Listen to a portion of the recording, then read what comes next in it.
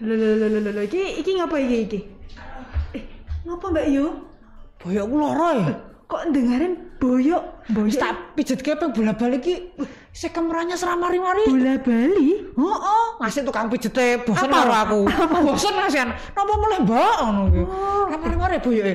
Wis tak plaster-plaster angkat-angkat kae. Ya tetep ramari-mari iki piye ngene iki. Kok sik. Iki kok koyo sing tak waca ya. Jujur, rasane kemeranyes ora? Heeh, ngasih panis-panis kan lho rasane iki. Sik. Nek misale pisan ora mari yo jadi tambahin dulu. Berarti kan ora mandi nek ngono kuwi. Anjuk piye? Nah aku ora yo mangger boyokan meng aduh. Nganu to yo. Waduh malah ning gone Mbah Dukun to yo. Iki bukan bercanda-canda iki Mbak Yu iki. Ngopo kuwi wah? Gagal ginjal piye Mbak Yu? Astagfirullahaladzim. Kamu tuh jangan membuat berita hoax toh. Masa ya kaya ngene iki gagal ginjal. Kan kita masih muda. Lah gagal ginjal iki gejalane boyoke kemeranyes ngene. Kuwi beneran apa tidak? Mau mencari informasi itu yang jelas ngono lho. Kowe takon karo sapa kuwi? Karo Mbah Google biasane. Oh, simbah-simbah ya. Kudu pengalaman yo. Tapi aku tetep ora percaya iki. Mbok anu wae takok kena RSA kok kan dikenal akeh to. Kira-kira sapa ngono. Nah, aku ki baru WA-an. Atau nek tekan ini biasanya di WA sik ya. Oh lah iya no. Nek di WA ora tekan ngene soalé. Aku ki baru WA-an karo dokter Putu. Oh, dokter Putu iki penyakit dalam. Nah, wis ngerti berarti. Oh, ya kenal lho, sapa sing ora kenal karo beliau. Nah, aku iki beliau arep raun ini. Mending tekon sik sadurung dhewe engko priksa.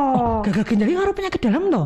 Ya mbok saya kan siapa tahu nek gagal ginjal iki ora melulu soal lanjut usia to Mbak Yu. Siapa tahu sing muda-muda iki ya. Heeh. Kok mbebayani to? Tahu. Anak muda barang saya nang gagal ginjal mbok penyakit iki rasane aneh to menular sampai ke anak-anak muda. Wis warna-warna yo saiki. Mending ditekokke to Mbak Yu saiki disapa sik. Oh iya lali aku. Oh iya nang acara yo. Iya. Sugeng ngenjang sahabat saya Rumah Sakit Akademi UGM. Gimana kabarnya hari ini? Semakin hari tentunya semakin sehat, semakin sehat. 3S Mbak Yu. Apa kuwi? Sehat, semangat dan suria. Selalu ketemu lagi bersama saya Pak Inah Bayi Salu dan saya Pak Ini Semasalu di acara Cermat Bagas, cerita mantep babakan kesehatan. Wis cerita mantep kita akan membahas tentang apa iki berarti ini. Pembahasan kita kali ini tuh Mbak Yu tentang ayo cegah penyakit gagal ginjal. Soalnya ternyata toh kabar anak muda juga bisa mengalami ini. Bahaya banget ini. Emang kudu was-was Mbak Yu. Mulai saka saiki Mbak Yu. Oh ya cetha iki. Dokter Putu iki mbok jemput to masa ya kondene dhewe kok kira sapa nek angkon karo wis kali iki. Oh iya. Oke, jangan kemana-mana, tetap berada di sini. Kita akan membahas tentang gagal ginjal. Jek kowe gejalane padha ra?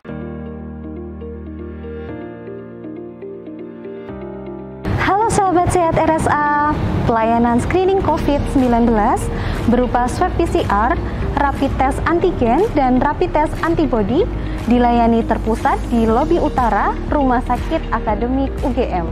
RSA UGM berkomitmen aman dalam memberikan pelayanan kepada pasien. Para pasien tidak perlu khawatir karena pelayanan pasien COVID dan non-COVID dibedakan dengan zonasi merah dan zonasi hijau. Zona merah di lobi utara diperuntukkan pasien dengan kecurigaan COVID dan infeksi lain. Sedangkan zona hijau di lobi selatan untuk pasien non-COVID. Nah, mau tahu bagaimana alur layanan screening COVID-19 di RSA UGM? Yuk kita simak penjelasan dari Dr. Fitri. Pengambilan sampel pemeriksaan swab PCR dan rapid test antigen dilakukan di swab chamber pada pukul 8 sampai 11. Setelah pasien melakukan pendaftaran dan pembayaran, pasien akan mendapatkan satu paket kit tersegel yang berisi vlog dan VTM antigen maupun VTM PCR sesuai pemeriksaannya. Pastikan satu paket kit yang diterima sesuai dengan nama pasien. Apabila pasien mendapati kit dengan segel yang terbuka, maka kit tersebut dapat ditukarkan ke petugas. Bahwa vlog yang tersegel menandakan vlog tersebut baru dan bukan digunakan ulang atau reuse. Pasien dipanggil menuju swab chamber atau bilik sampling dengan membawa satu paket kit pemeriksaan dan paket tersebut diserahkan ke petugas sampling.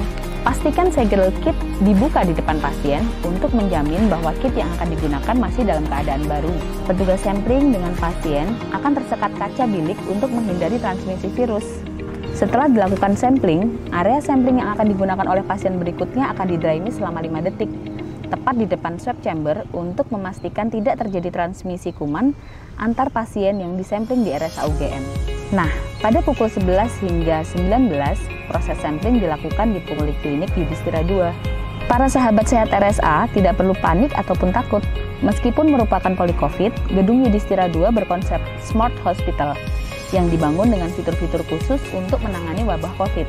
Petugas yang mengenakan APD lengkap menjadi protokol utama di RSA UGM. Semuanya demi keamanan petugas sampling dan pasien.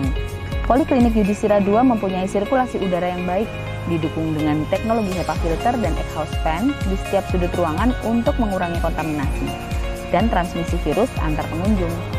Tiap ruangan juga telah diatur dengan teknologi tekanan negatif dan standar suhu yang telah ditentukan, dengan menggunakan AC sentral untuk memastikan sirkulasi udaranya bersih. Bagi anak-anak dan pasien yang tidak dapat berdiri, sampling dilayani di Poliklinik Yudhistira 2. Dan pengambilan sampel rapid test antibody dapat dilayani di klinik laboratorium terpadu dan Poliklinik Yudhistira 2 pada jam kerja. Wah, ternyata pemeriksaannya sangat aman ya sahabat sehat. Mulai dari aman alat, aman sampling, aman petugas, dan pasien. Ada info terbaru nih sahabat sehat. Per 2 Mei 2021, layanan swab PCR dan rapid test antigen dilayani Senin sampai dengan Minggu pukul 8 pagi sampai pukul 7 malam. Pendaftaran melalui WhatsApp di nomor 0811 285 7026. Layanan screening COVID-19 di RSA UGM pasti aman. Salam sehat.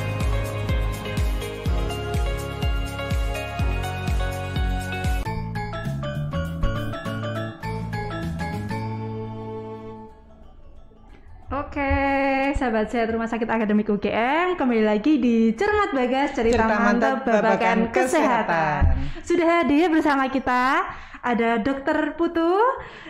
Putu Kusumarini, MPH, spesialis penyakit dalam KGH ya dok ya. Beliau ini Mbak Yu, konsultan ginjal hipertensi, leres ya dok ya? Oh iya, Sugeng Angel, Dr. Putu. Selamat datang dok. Nah dokter, ini Mbak Yu saya Painah, itu tadi tuh mengalami boyoknya tuh agak kemeranyas gitu dokter. Nah saya kan tadi baca-baca toh dok, itu tuh jangan-jangan gejala gagal ginjal dok. Nah itu sebelum kita ke sana, mungkin kasih tahu juga dok ke sahabat sehat, gagal ginjal itu seperti apa sih dok? Jangan-jangan saya ya dok, itu meden-meden ya dok, ini masih muda ya saya kan baru 20 plus dikit. Iya, gagal ginjal itu. Iya, gagal ginjal itu penyakit ginjal yang berat ya, sudah tahap akhir malah. Jadi gejala utamanya malah pasiennya mual muntah. Oh, alhamdulillah. Terasa sesak. Kamera mic-nya dok, agak dekat dok. Oh ya, maaf ya dok ya. Kalau yang Mbak Painah rasakan itu memang perlu dilacak lebih lanjut ya. Mungkin pemeriksaan yang perlu dilakukan adalah pemeriksaan urium kreatinin. Kemudian kalau boyoken kemudian ada panas, mungkin perlu di ronsen juga tulang belakangnya. Jangan-jangan malah HNP. HNP itu hernia nucleus pulposus yang sering terkenal dengan istilah saraf kejepit itu. Tapi itu harus ditegakkan dengan ronsen dan itu bukan sakit ginjal. Beda-beda ya. Sakit ginjal yang menyebabkan nyeri itu sering-sering batu ginjal. Itu nyerinya tidak tertahan, bahkan dari pinggang sampai ke paha, kemudian sampai pasiennya nggak bisa bangun biasanya. Tapi nanti hilang timbul. Oh, aduh kayak pusing kuwi po yo. Ambok ora aku. Berarti beda ya Mbak Yu. Oh, ternyata gagal ginjal. Gagal ginjal itu berarti yang udah ibaratnya itu amit-amit itu udah yang paling parah banget gitu ya dok ya.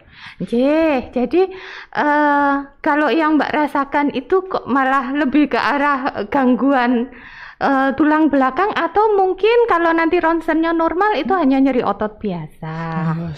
Semoga-moga ya suwe ning dina lawasing tahun bisa sembuh. Tapi ngomong-ngomong tentang gagal ginjal, Dok, itu penyebabnya apa, Dok? Kok bisa orang sakit ginjal terus jadi ginjalnya itu gagal itu loh? Apa gagal ngapain? Gagal move on atau gagal apa?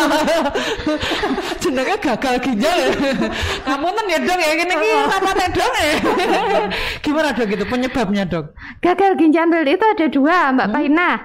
Jadi gagal ginjal akut dan gagal ginjal kronis. Gagal ginjal akut ini kalau akhir-akhir ini yang paling sering nyebabin itu leptospira. Itu Dok, virus tikus. Iya. Itu. Kalau ketemu di sawah, kerendeng sawah, Dok. Saya udah pakai sepatu bootnya itu, Dok. Itu bukan cuma ginjal aja yang diserang, hati juga diserang. Nah, nanti kalau sudah sembuh, nanti gagal ginjalnya itu juga ikut membaik. Jadi dengan leptospiranya sembuh, gagal ginjal, gagal hatinya ikut membaik. Itu salah satu yang akut. Kemudian diare parah yang tidak segera dibawa berobat sehingga dehidrasi. Nah, itu juga nanti akan menimbulkan peningkatan urium kreatinin, pasiennya juga mual muntah. Tapi dengan kita mengatasi dehidrasinya, nanti gangguan ginjalnya akan membaik juga. Kemudian infeksi berat juga bisa. Nah, dengan infeksinya teratasi, infeksi berat itu biasanya kita sebut sepsis. Nah, itu infeksinya sudah menyebar ke seluruh tubuh. Nah, itu biasanya dengan infeksinya teratasi, gangguan ginjalnya juga ikut membaik. Infeksi nang ujung kuku wae loro ya, Dok, ya seluruh tubuh kaya ngopo rasane ya.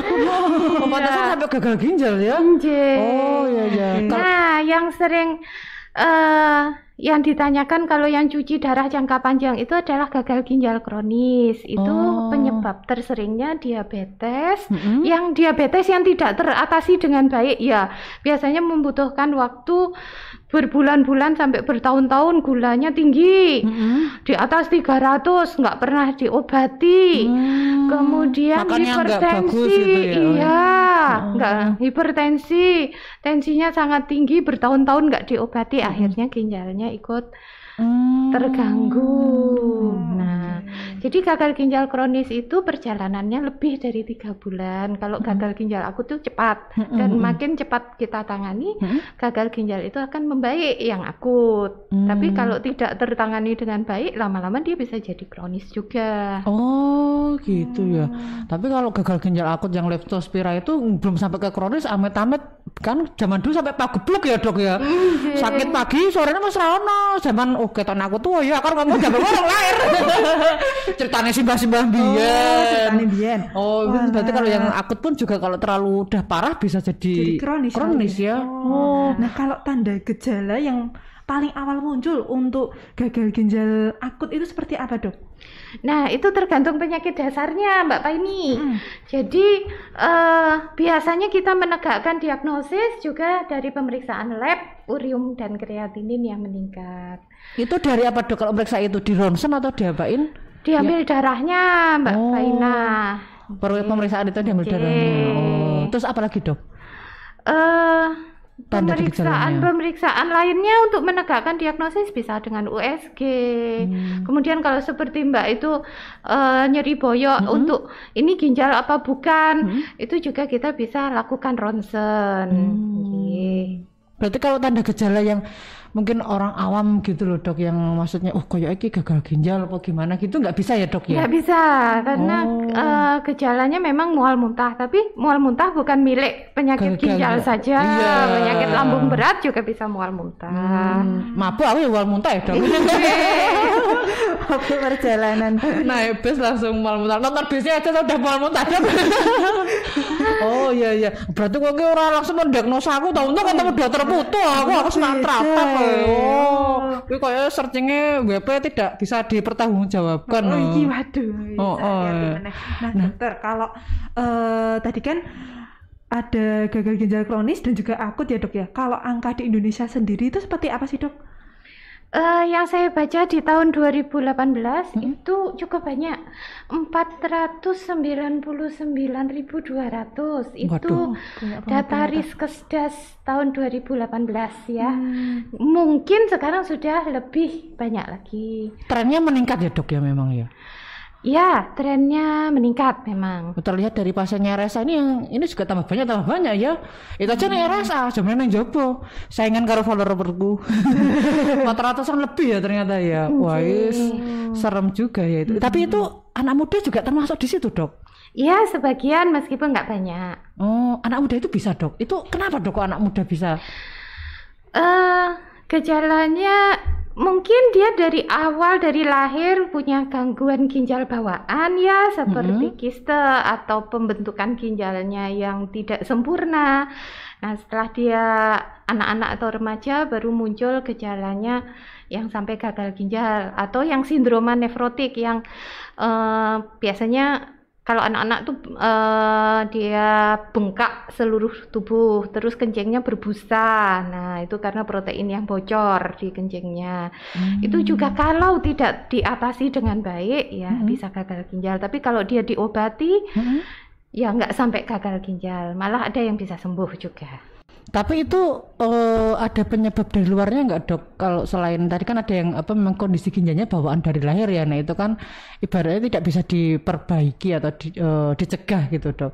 Tapi kalau yang kayak kehidupan sehari-hari kita ini, Dok, biasanya anak-anak muda ini kenapa gitu, Dok? Apa salah maem atau salah main? Agak maju, Dok. Ini suaranya kurang begitu ini. Maaf ya, Dok ya. Mungkin kalau anak-anak remaja yang suka mengkonsumsi suplemen berlebih, jumlahnya melebihi yang dianjurkan oleh suplemen itu sendiri. Biasanya kalau kita beli suatu suplemen, entah vitamin atau suplemen lainnya, kan biasanya ada aturan pakainya itu Mbak Painah. Nah, si anak-anak ini kadang-kadang kalau yang rajin belajar mungkin biar kuat melek ya. Jadi mungkin mengkonsumsi berlebihan dan dalam jangka panjang. Kalau dikonsumsi sesuai dosis dan mungkin cuma 1-2 hari aja ya nggak bakal seperti itu ya. Tapi kalau berbulan-bulan sampai bertahun-tahun. Bahkan saya pernah dapat pasien ingin kulitnya putih mulus, jadi dia mengkonsumsi suplemen tertentu.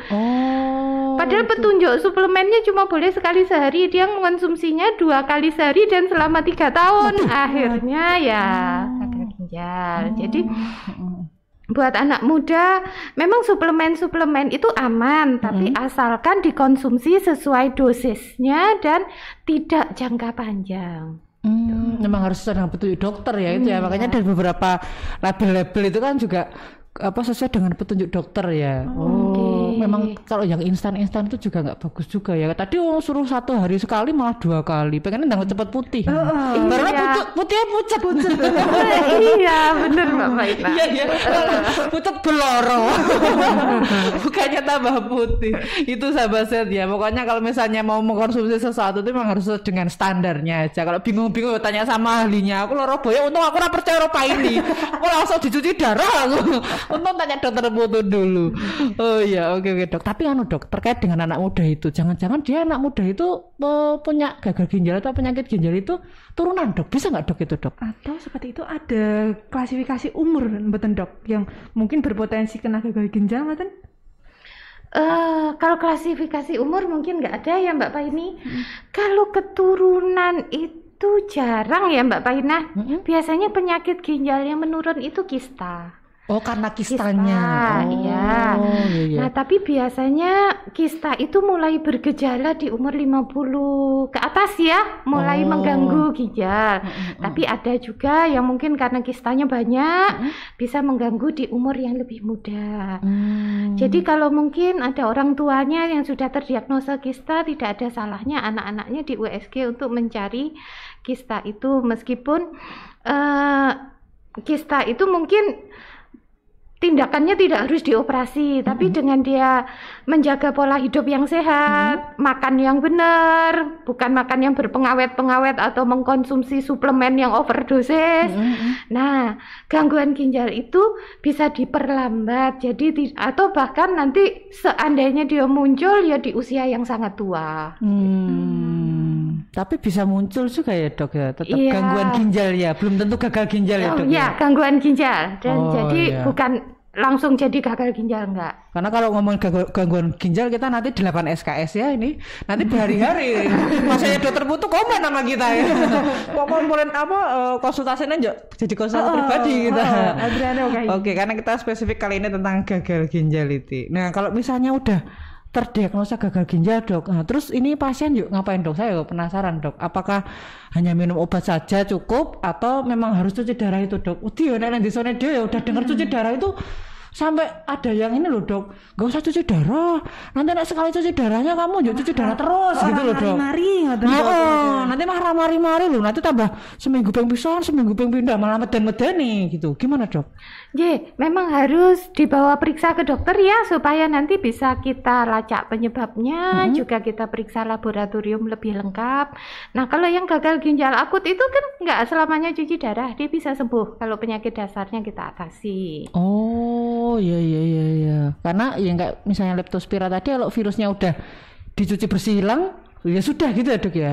Mungkin nggak cuma dicuci saja Mbak Baina, tapi diobati ya kan itu kuman Nanti dengan kumannya itu tereradikasi, semua penyertanya juga ikut membaik. Banyak yang sembuh sempurna juga.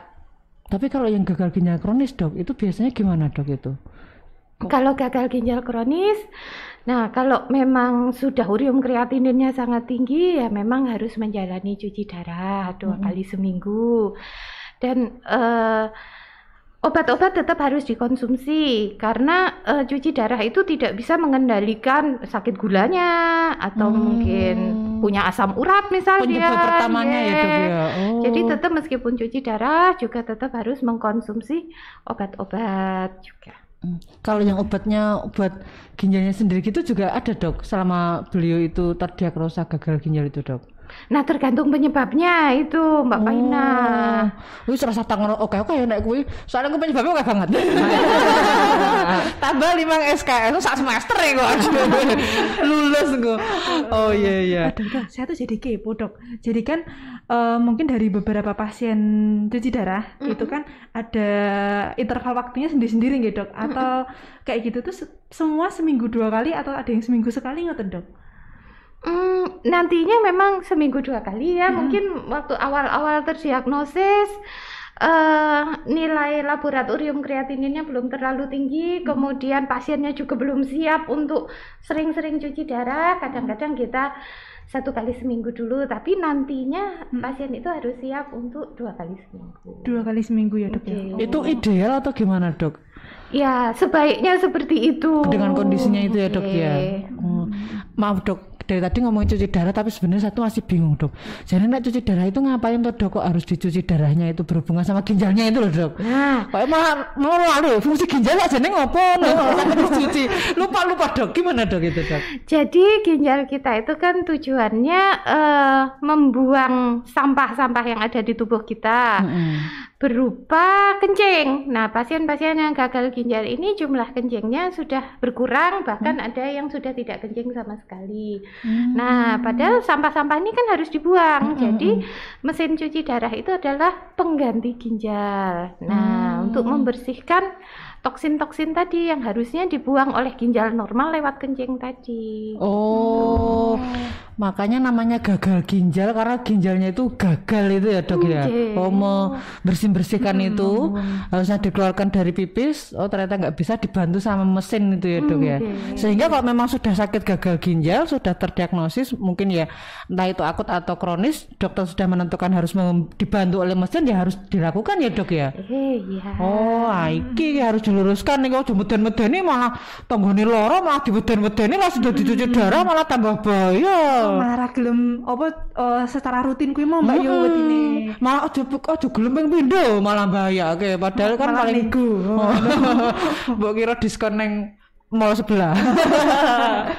Oke, baik. Tapi ini mungkin bisa diinformasikan, Pak, ini kalau mau nonton. Nek RSA konsultasi sama dokter putu gimana ini? Bisa banget buat yang teman-teman misal mau punya gejala kayak Mbak Painah, tapi bukan, tapi pengen tahu kondisinya. Biar pastilah, aku ben ora salah minum obat. Ora mbok-mbok gitu. Nanti bisa konsultasi dengan dokter putu Kusumarini di RSA UGM. Iya, nanti daftarnya soal nanti iki. Lewat aplikasi RSA UGM online Mbak Yu, wis gampang.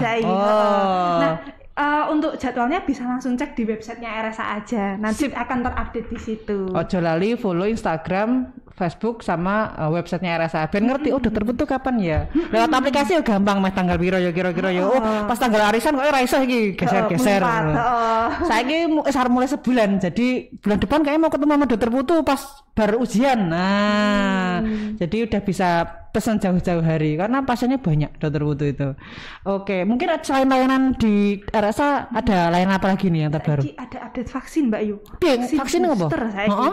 Kuki saiki daftar. Bisa melalui aplikasi RSA UGM online juga. Selasa ngantri bar subuh. Lewat aplikasi tuh Mbak Yu, engko daftar engko sesuai jadwalnya. Oke, gitu. Nanti ingat khusus vaksin booster aja. Nanti mungkin siapa tahu di berikutnya ada vaksin yang lain bisa menggunakan aplikasi ya, sesuai dengan kebutuhan masyarakat tentunya.